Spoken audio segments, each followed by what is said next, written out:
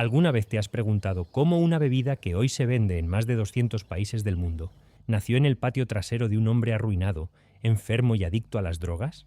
Imagínate por un segundo que estás en 1886, en una ciudad del sur de los Estados Unidos, y un hombre destrozado por la guerra, consumido por el dolor y olvidado por todos, hierve un jarabe en una olla de cobre sin saber que está cambiando la historia de la humanidad para siempre. Ese hombre no tenía dinero, no tenía salud, no tenía esperanza, solo tenía una obsesión. Y con eso fue suficiente. Hoy en De Pobre a Millonario vamos a descubrir la historia completa y sin filtros de John Steve Pemberton, el farmacéutico arruinado, el adicto a la morfina, el hombre que fracasó una y otra vez y que, en su momento más oscuro, creó la bebida más famosa que el mundo ha conocido jamás.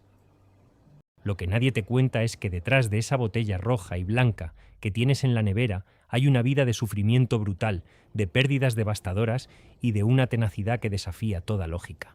Esta no es la historia que te vendieron en los comerciales. Esta es la verdad. Piensa en esto. Coca-Cola es hoy una de las marcas más valiosas del planeta, con un valor estimado en decenas de miles de millones de dólares. Se venden aproximadamente 2.000 millones de porciones de sus bebidas cada día en todo el mundo.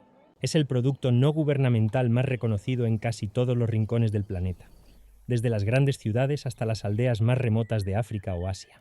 Y todo empezó con un hombre que no tenía ni para pagar el alquiler. John Pemberton nació en 1831 en Knoxville, en el estado de Georgia, Estados Unidos. Creció en una familia humilde del sur profundo, en una época en que la pobreza no era una estadística, sino una forma de vida cotidiana, visceral y sin escapatoria. Desde joven demostró una mente brillante y una curiosidad insaciable por la ciencia, especialmente por la química y la medicina, las únicas herramientas que un hombre sin fortuna podía usar para intentar cambiar su destino. Con sacrificio y determinación logró estudiar farmacia, convirtiéndose en boticario en una región donde los médicos eran más escasos que el oro. Pero entonces llegó la guerra. La Guerra Civil Americana partió al país en dos, y también partió la vida de Pemberton en un antes y un después absolutamente brutal. Como oficial del ejército confederado, Pemberton peleó en algunas de las batallas más sangrientas del conflicto, viendo morir a sus compañeros a su lado, sobreviviendo en condiciones que ningún ser humano debería experimentar.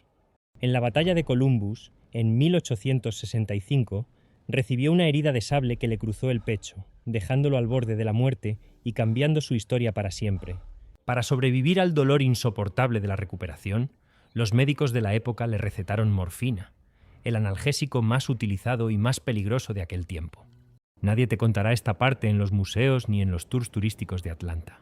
Nadie te dirá que el creador de Coca-Cola era un adicto, que cuando terminó la guerra volvió a casa con una herida en el pecho que nunca cerró del todo y con una dependencia que lo perseguiría el resto de su vida.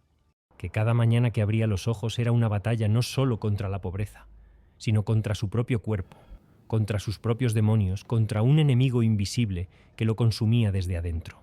Imagínate por un segundo estar en sus zapatos, sin dinero, sin salud, con una adicción que te destruye y con un país devastado por la guerra que no tiene nada que ofrecerte. Y sin embargo, en lugar de rendirse, Pemberton decidió luchar de la única manera que sabía, a través de la ciencia. Se obsesionó con encontrar una cura para su propia adicción, con crear un remedio que pudiera liberarlo y liberar a otros de ese infierno químico. Abrió una pequeña farmacia en Atlanta, trabajando en condiciones deplorables, experimentando con cientos de compuestos, fallando una y otra vez con productos que nadie compraba y que le dejaban más deudas que esperanzas. En ese momento nadie daba un centavo por él, ni por sus mezclas extrañas, ni por sus sueños descabellados de un elixir que cambiara el mundo. Pero lo que estás a punto de escuchar es la historia de cómo ese hombre roto, ese farmacéutico olvidado en una ciudad del sur devastada por la guerra, encontró en su dolor más profundo la chispa que encendería un imperio. No fue suerte, no fue herencia, no fue una idea que llegó de la nada en un momento de inspiración divina. Fue el Preußenkunker, el producto de años de fracasos acumulados, de noches sin dormir, de manos quemadas por los experimentos y de una voluntad inquebrantable que se negó a aceptar que su historia ya estaba escrita. Quédate hasta el final, porque la historia de Pemberton no es solo la historia de una bebida. Es la historia de lo que un ser humano puede construir cuando no le queda absolutamente nada más que perder. Y si crees que ya conoces este final, te prometo que lo que vas a descubrir hoy va a dejarte sin palabras. Para entender cómo nació Coca-Cola, primero tienes que entender de dónde venía el hombre que la creó. No de una universidad prestigiosa, no de una familia con dinero, no de un laboratorio moderno con recursos ilimitados. John Pemberton venía del barro, de la Georgia rural, del siglo XIX, de un mundo donde la pobreza no era una circunstancia temporal, sino el único horizonte que la mayoría de la gente conocía. Creció en una época en que el sur de los Estados Unidos era una tierra de contradicciones violentas, belleza natural desbordante y miseria humana aplastante, todo al mismo tiempo, todo en el mismo lugar. La familia Pemberton no tenía tierras, no tenía esclavos, no tenía el tipo de riqueza que en aquella época del sur profundo definía si eras alguien o no eras nadie. Lo que sí tenía John, desde muy pequeño, era una mente que no paraba de hacer preguntas. Mientras otros niños de su edad se resignaban al campo o al comercio menor, él se obsesionaba con los libros, con los compuestos químicos, con la idea de que la ciencia podía ser la llave que abriera puertas que el dinero cerraba. En una época sin becas ni oportunidades fáciles, estudiar era un acto de rebeldía pura contra el destino que le habían asignado desde que nació. Con un esfuerzo descomunal, Pemberton logró formarse como farmacéutico y boticario, una de las profesiones más respetadas y útiles en una región donde los médicos escaseaban y las enfermedades abundaban. Abrió su primera botica en Columbus, Georgia, y durante un tiempo pareció que la vida comenzaba a darle lo que le había negado en la infancia. Tenía un negocio, tenía una reputación en construcción, tenía la sensación tangible de que con trabajo y conocimiento era posible construirse un lugar en el mundo. Pero entonces llegó algo que ningún hombre podía prepararse para enfrentar: la guerra más sangrienta que los Estados Unidos habían visto jamás. La Guerra Civil Americana estalló en 1861 y lo consumió todo. Pemberton, como tantos hombres del sur, se enlistó en el ejército confederado, no necesariamente por convicción política profunda, sino porque en aquel contexto social negarse era casi imposible. Sirvió como oficial de caballería, alcanzando el rango de teniente coronel, y combatió en algunas de las campañas más devastadoras del conflicto. Imagínate por un segundo lo que era aquello: campos convertidos en mataderos, amigos muriendo a tu lado, el olor de la pólvora mezclado con el de la sangre, y la certeza de que cualquier día podía ser el último. Durante años Pemberton sobrevivió donde otros caían. Años de barro, de hambre, de frío, de muerte constante a su alrededor. Pero en abril de 1865, cuando la guerra ya agonizaba y la derrota confederada era inevitable, en la batalla de Columbus recibió una herida de sable que le abrió el pecho. No murió, pero en muchos sentidos aquella herida lo cambió para siempre, de maneras que iban mucho más allá de la cicatriz física.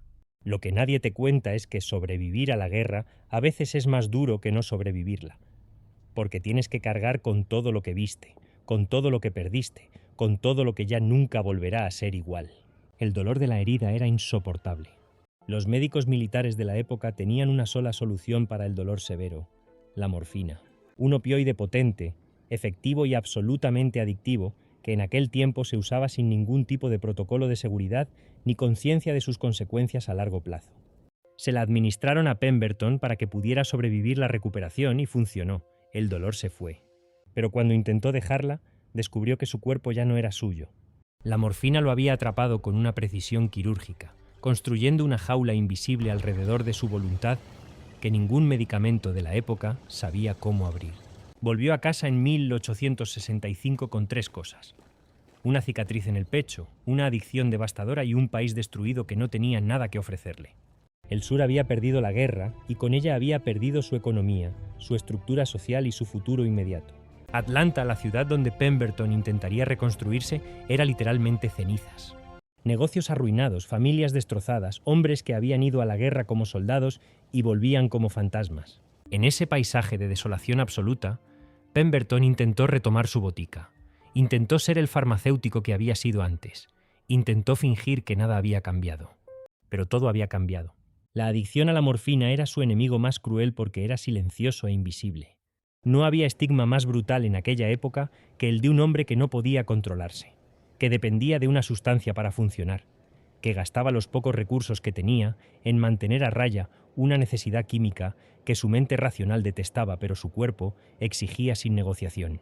Contra todo pronóstico, en lugar de hundirse completamente, Pemberton tomó aquella adicción y la convirtió en combustible.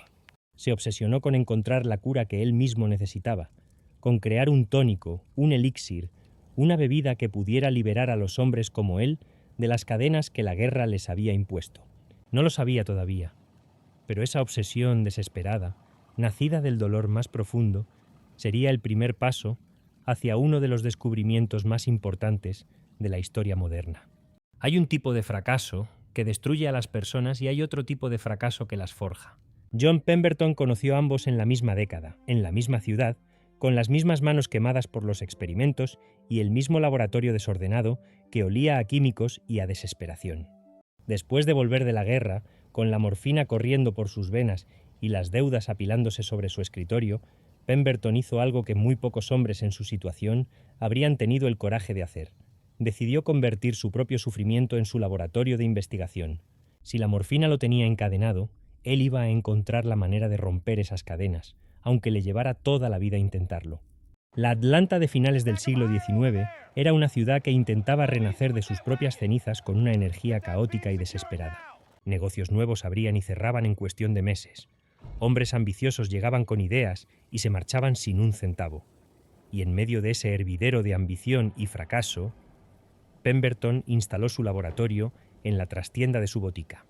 Trabajaba de noche, cuando el negocio cerraba y el ruido de la calle se apagaba, mezclando compuestos, tomando notas, fallando y volviendo a empezar con una persistencia que sus contemporáneos describían entre la admiración y la lástima. Nadie entendía muy bien qué estaba buscando. Él tampoco lo sabía con exactitud todavía. Sus primeros intentos fueron una colección de fracasos memorables. Creó un tónico llamado Double Distilled Extract of Guarnine, que prometía curar desde el dolor de cabeza hasta la fatiga crónica, y que no le interesó a prácticamente nadie. Lanzó un producto llamado Globe of Flower Cough Syrup, que tuvo ventas tan modestas que apenas cubrían el costo de los ingredientes. Experimentó con bebidas de vino mezcladas con coca, inspirado en el famoso vino Mariani que había conquistado Europa y que hasta el Papa León XIII había elogiado públicamente. Y aunque sus versiones tenían cierto potencial, nunca lograban despegar del todo. Cada fracaso le costaba dinero que no tenía y tiempo que su salud deteriorada no podía desperdiciar. Lo que nadie te cuenta es que durante estos años de intentos fallidos, Pemberton estaba librando simultáneamente la batalla más íntima y más brutal de su vida: intentar liberarse de la morfina. Era un círculo vicioso de una crueldad casi poética. Necesitaba dinero para financiar sus experimentos, pero los experimentos no producían dinero, y el estrés de la deuda y el fracaso alimentaba la necesidad de morfina, que a su vez consumía los recursos que necesitaba para seguir investigando. Un hombre brillante atrapado en una trampa que él mismo entendía con perfecta claridad, pero que no podía escapar solo con la voluntad. Fue en este contexto de desesperación productiva donde Pemberton comenzó a obsesionarse con dos ingredientes que cambiarían todo: las hojas de coca, originarias de los Andes sudamericanos y utilizadas durante siglos por las comunidades indígenas por sus propiedades energizantes, y la nuez de cola, un fruto africano rico en cafeína que los nativos masticaban para combatir la fatiga y el hambre.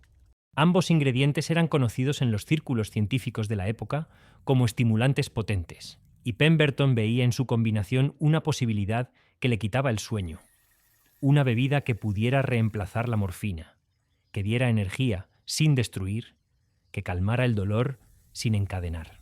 Era un sueño tan grande que rozaba la locura, y quizás por eso nadie más que él lo estaba persiguiendo con esa intensidad. Sus socios y conocidos lo miraban con una mezcla de afecto y preocupación genuina. Era un hombre mayor, enfermo, con deudas que crecían cada mes y con una adicción que todo el mundo en Atlanta conocía, aunque nadie mencionaba directamente. En ese momento nadie daba un centavo por él ni por sus mezclas extrañas.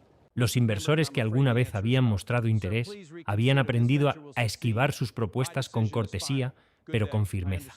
Su propio cuerpo empezaba a darle señales inequívocas de que el tiempo se agotaba.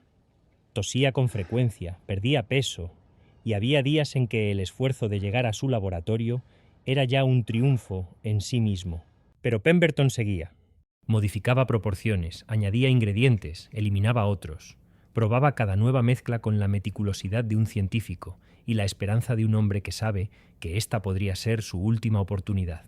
Sus notas de laboratorio de aquel periodo revelan una mente que no descansaba, que encontraba en cada fracaso no una razón para detenerse, sino una variable más a corregir. Imagínate por un segundo la soledad de ese proceso, experimentar en silencio, sin reconocimiento, sin dinero, con el cuerpo fallando y el mundo indiferente a tu alrededor. Eso es lo que separaba a Pemberton de los que se rendían, no tenía nada que perder, y eso lo hacía completamente libre para seguir intentándolo. Hacia 1885, después de años de fracasos acumulados, Pemberton estaba más cerca de la respuesta de lo que él mismo imaginaba. Las piezas estaban todas sobre la mesa, los ingredientes, el concepto, la experiencia acumulada de cientos de experimentos fallidos que le habían enseñado exactamente qué no funcionaba. Solo faltaba el momento en que todo se alineara, la noche en que las proporciones correctas se encontraran en el orden correcto, la chispa que convierte años de obsesión silenciosa en algo que el mundo entero puede ver y tocar. Ese momento estaba a punto de llegar, y cuando llegara, no llegaría solo con gloria. Llegaría también con una ironía tan brutal que te dejará sin palabras. Era la primavera de 1886. Atlanta olía a tierra mojada y a madera quemada, como siempre olía esa ciudad que llevaba décadas intentando reconstruirse sin terminar de lograrlo del todo. En el patio trasero de su casa, en la calle Marietta, John Pemberton llevaba horas de pie frente a una caldera de cobre de 3 patas, removiendo una mezcla espesa y oscura con una cuchara de madera, ajustando proporciones con la concentración de alguien que sabe que no le quedan muchas oportunidades más. Tenía 50 años, el cuerpo destrozado por la guerra y por la morfina, y una deuda que amenazaba con llevarse lo poco que le quedaba. Pero esa noche algo era diferente. La mezcla que Pemberton preparaba en aquella caldera combinaba un jarabe denso, hecho con hojas de coca procesadas, extracto de nuez de cola, azúcar, cafeína y una combinación de aceites esenciales y aromáticos, cuya proporción exacta él nunca revelaría completamente a nadie. Había llegado a esta fórmula después de meses de ajustes minuciosos, de pruebas que fallaban por milímetros, de noches enteras descartando versiones que estaban cerca pero no eran exactamente lo que buscaba. Esa noche, cuando probó la mezcla por primera vez con una pequeña cuchara, algo en su expresión cambió. No era el sabor de un medicamento, era algo completamente diferente, algo que no existía todavía en el mundo. Lo que Pemberton había creado era un jarabe concentrado, oscuro y con un sabor complejo que combinaba lo dulce con algo ligeramente amargo. Una profundidad de sabor que ninguna bebida de la época tenía. Él lo concibió originalmente como un tónico medicinal, una cura para los dolores de cabeza y la fatiga nerviosa. Exactamente el tipo de producto que se vendía en las farmacias de la época bajo promesas grandiosas escritas en etiquetas coloridas. Llevó el jarabe a la farmacia Jacobs, uno de los establecimientos más conocidos de Atlanta, donde las sodas y los tónicos se vendían en una barra atendida por dependientes que mezclaban los jarabes con agua simple delante del cliente. Lo que ocurrió a continuación fue un accidente que cambió la historia. Cuando el dependiente de la farmacia Jacobs fue a mezclar el jarabe de Pemberton con agua normal, como era la costumbre, cometió un error aparentemente trivial. Utilizó agua carbonatada en lugar de agua simple. La mezcla burbujó, espumeó ligeramente y adquirió una textura completamente diferente a la que Pemberton había imaginado. El primer instinto fue desecharla, pero alguien la probó antes de hacerlo. Y ahí, en ese momento aparentemente accidental, nació la sensación que 2 siglos después seguiría siendo inconfundible en todo el mundo. Las burbujas no solo cambiaban la textura, transformaban completamente la experiencia de beber aquel jarabe oscuro en algo que no tenía nombre todavía. Pemberton probó la versión carbonatada y entendió de inmediato que aquello era otra cosa. No era un medicamento, era una bebida. Era algo que la gente querría tomar, no porque estuviera enferma, sino porque se sentía extraordinariamente bien al hacerlo. Registró la fórmula y encargó a su socio, contable, Frank Robinson, que encontrara un nombre y diseñara la identidad visual del producto. Era algo que la gente querría tomar, no porque estuviera enferma, sino porque se sentía extraordinariamente bien al hacerlo. Esto no fue suerte, esto fue el resultado de años de obsesión cristalizados en un instante de claridad. Las primeras ventas fueron modestas pero prometedoras. En la farmacia Jacobs, Se vendían aproximadamente 9 porciones diarias del nuevo refresco a 5 centavos cada una. No era un número que hiciera rico a nadie, pero era real, era constante, y tenía algo que los otros productos de Pemberton nunca habían tenido. La gente que lo probaba volvía a pedirlo. No por necesidad médica, sino por deseo puro, por el placer de ese sabor oscuro y burbujeante que refrescaba y energizaba al mismo tiempo. Pemberton gastó $73 en publicidad durante el primer año, colocando anuncios en el periódico Atlanta Journal que prometían que Coca-Cola era deliciosa y refrescante. Las ventas del primer año completo totalizaron aproximadamente $50 en ganancias netas, menos de lo que había costado la publicidad. Pero Pemberton sabía que tenía algo real entre las manos, quizás la primera vez en su vida que lo supo con certeza absoluta. El problema era que su cuerpo no estaba dispuesto a darle el tiempo que necesitaba para verlo crecer. Para 1887, su salud había empeorado dramáticamente. El cáncer de estómago que lo consumía desde hacía meses ya no podía ignorarse. Los dolores eran constantes y la morfina, su vieja enemiga, era ahora la única cosa que lo mantenía funcional durante las horas en que necesitaba tomar decisiones sobre el futuro de su invento. Imagínate la crueldad de esa situación.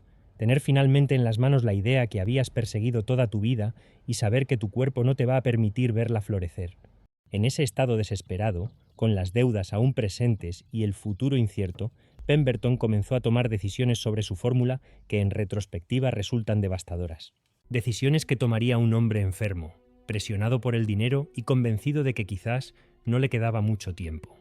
Lo que haría a continuación con su creación más valiosa es una de las historias de negocios más trágicas e injustas que la historia del capitalismo ha producido jamás. Y te lo vamos a contar completo en el siguiente capítulo. Hay tragedias que se disfrazan de transacciones comerciales. Hay momentos en la historia de los negocios que parecen simples acuerdos sobre papel, pero que, vistos desde la distancia del tiempo, resultan ser algunas de las injusticias más brutales que el capitalismo ha producido.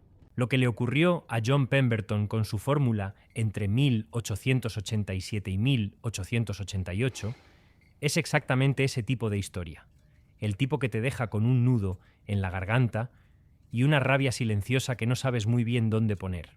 Porque Pemberton no fue robado con violencia ni con engaño descarado. Fue comprado cuando estaba demasiado débil para negociar.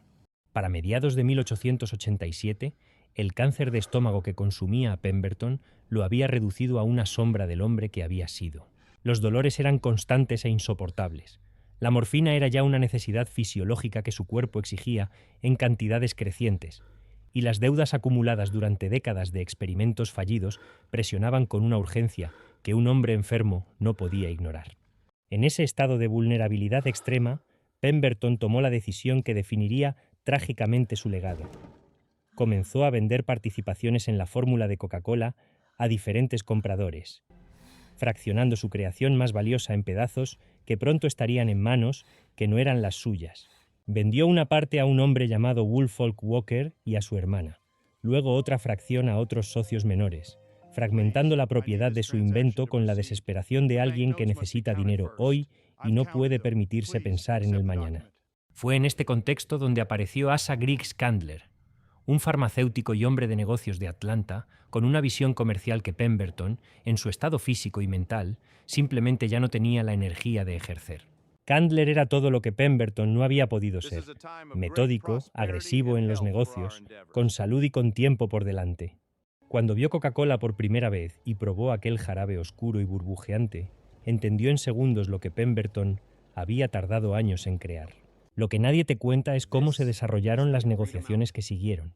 Candler compró la parte de Walker y su hermana, luego fue directamente a Pemberton y le ofreció dinero en efectivo por el resto de los derechos. Un hombre con salud, sin deudas y con tiempo habría negociado.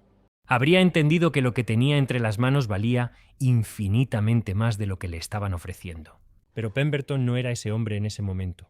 Era un hombre con el reloj corriendo en su contra, con el dolor royéndole las entrañas y con facturas que vencían antes de que él pudiera ver florecer su creación. Por la totalidad de los derechos de Coca-Cola, Asa Candler pagó aproximadamente $2.300 distribuidos en diferentes transacciones. $2.300 por lo que se convertiría en una de las marcas más valiosas de la historia humana. John Pemberton murió el 16 de agosto de 1888, apenas 2 años después de haber creado la fórmula que cambiaría el mundo. Murió en la pobreza, con deudas sin saldar, en una habitación modesta de Atlanta, sin saber que lo que había creado en aquella caldera de cobre, en su patio trasero, iba a conquistar el planeta entero. Su funeral fue sencillo y poco concurrido.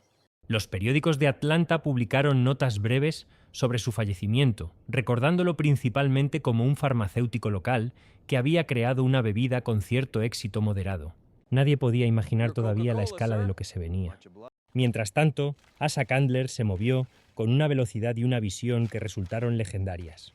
En 1889 formalizó la compra completa de todos los derechos de Coca-Cola y comenzó a construir sistemáticamente lo que Pemberton nunca había podido construir, una operación comercial real.